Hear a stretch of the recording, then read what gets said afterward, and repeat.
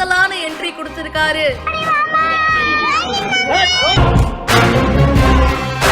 கோவை விமான நிலையத்துக்கு அவர் வராரு அப்படின்னு தெரிஞ்சதும் பல மக்கள் ஒண்ணு கூட்டிட்டாங்க.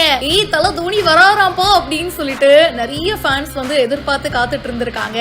கருப்பு கலர் டிஷர்ட்ல கூலர்ஸ் எல்லாம் போட்டுட்டு தோனி கெத்தா என்ட்ரி கொடுக்க சுத்தி இருந்த மக்கள் தல தோனி அப்படின்னு சொல்லி செம்ம குஷியில கத்த ஆரம்பிச்சுட்டாங்க.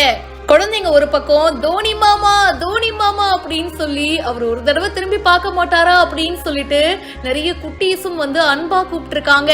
பலத்த போலீஸ் பாதுகாப்பு இருந்துச்சுங்க. சோ மக்கள் வந்து போட்டோஸ் எடுத்துக்கணும்னு நினைச்சாங்க, ஆனா முடியல.